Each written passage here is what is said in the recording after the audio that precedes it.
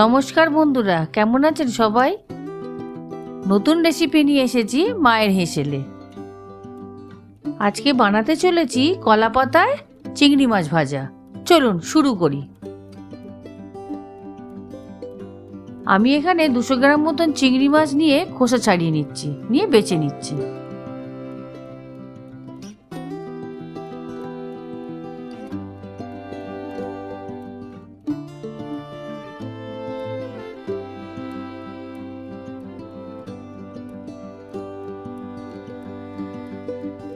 চিংড়ি মাছের এই কালো অংশটা ফেলে দেব, আর এইভাবেই আমি সব মাছটা বেছে নেব।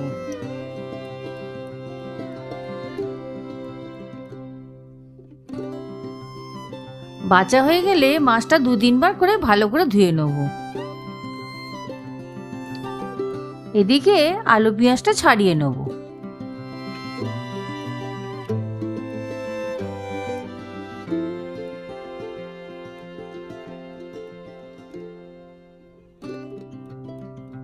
পেঁয়াজটা লম্বা লম্বা করে কেটে নেব, আর আলুটা আলু ভাজার মতন সরু সরু করে কেটে নেব। আমি এখানে 2টো পেঁয়াজ আর 2টো আলু নিয়েছি। এবার আমি কাটা আলু পেঁয়াজটা একটি পাত্রে তুলে নিয়েছি।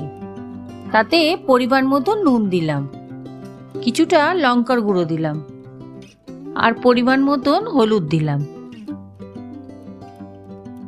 এবার একটি কাঁচা লঙ্কা লম্বা করে চিড়ে দিয়ে দেব। আসলে পাতায় ভাজার মাছের চেয়েও আলু পেঁয়াজের টেস্ট বেশি ভালো হয়। এগুলো একটু ঝাল ঝাল করতে হয়, আর শুকনো ভাতে মেখে খেলে খুব ভালো লাগে।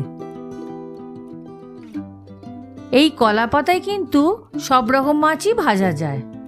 আপনারা যদি কমেন্ট করেন তাহলে অন্য মাছও পাতায় ভিজে দেখাবো।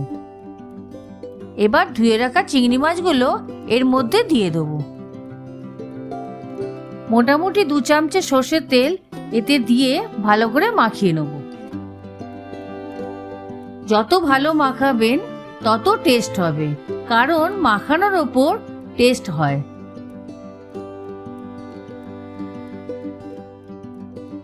এবার একটা কলা পাতার ওপর কিছুটা সর্ষের তেল মাখিয়ে নেব।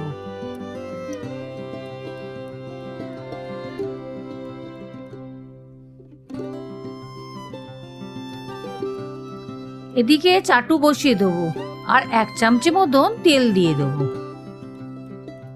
এবার একটি তেল লাগানো ছাড়া কলা পাতা চাটুর ওপরে দিয়ে দেবো। তার উপর তেল বোলানো কলা পাতাটা দেবো। এবার এই মাখা চিংড়ি মাছটা পাতার ওপর সুন্দর করে সাজিয়ে দেবো।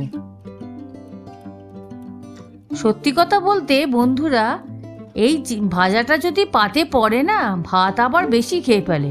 আমার ছেলের কথা আর বলবেন না, ভাত একটু বেশি খেয়ে ফেলে। এই মাখা চিংড়ি মাছটা পাতার ওপর ভালো করে ছড়াতে হবে। এই চিংড়ি মাছের জায়গায় অন্য কোনো মাছও দেয়া যেতে পারে, যেমন ধরুন চিতল মাছের পেটি, কাতলা মাছের পেটি, রুই মাছের পেটি বা মৌরলা মাছও দেয়া যেতে পারে। আর দেখলেন ঘরে কোনো মাছ নেই, সামান্য ডিম সেদ্ধ দিয়েও করা যেতে পারে। একবার করে দেখবেন বন্ধুরা, খুব ভালো লাগবে।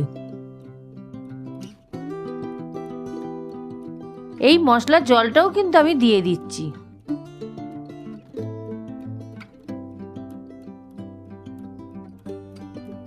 দেখুন ভাজা শুরু হয়ে গেছে, এরকম বুজবুজ করছে। এক পিঠটা কিন্তু বেশ লাল লাল করে ভেজে নিতে হবে। এদিকে আর একটা কলা পাতায় কিছুটা তেল দিয়ে মাখিয়ে নেব।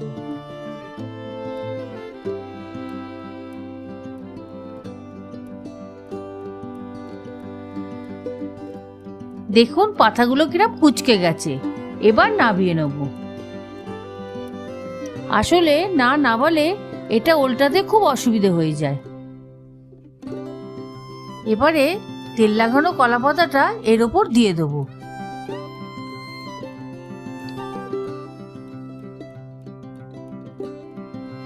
তার উপর একটা থালা দেবো। ঠিক এইভাবেই উল্টে নেবেন।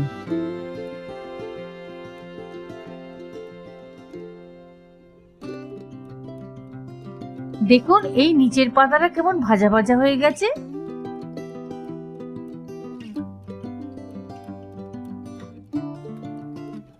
বাহ, কি সুন্দর লাল লাল হয়েছে। এইভাবেই ভেজে নেবেন।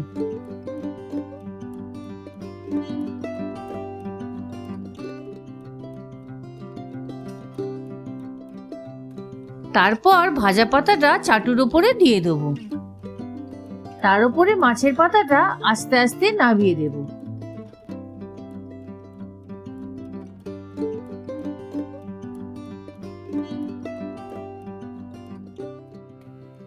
দেখুন কি সুন্দর লাগছে, দেখেই তো জিভে জল চলে আসছে।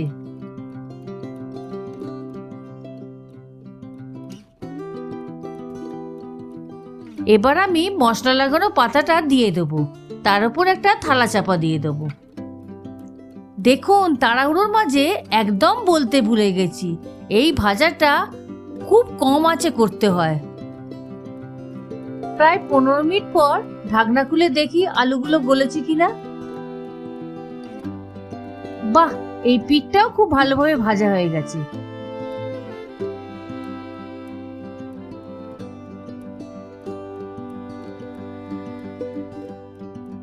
বাহ, আলুটা তো পুরো মাখনের মতন গলে গেছে।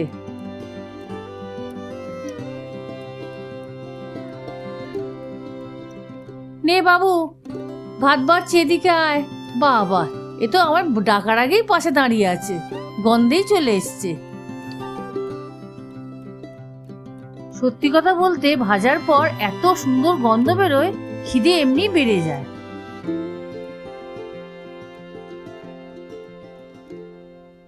গরম গরম ভাতের সঙ্গে এই মাছ ভাজাটা খুব সুন্দর লাগে। একবার হলো আপনারা এই মাছটা করে খেয়ে দেখবেন। তা বন্ধুরা, আজকের রেসিপিটা আপনাদের কেমন লাগলো কমেন্ট করে অবশ্যই জানাবেন। আর অবশ্যই ভিডিওটিতে লাইক, সাবস্ক্রাইব করে বেল আইকনটা ক্লিক করে দিতে ভুলবেন না। তা বন্ধুরা, আগামী দিন আর একটা নতুন রেসিপি নিয়ে আসছি। আপনারা ভালো থাকুন, সুস্থ থাকুন। রাধে রাধে।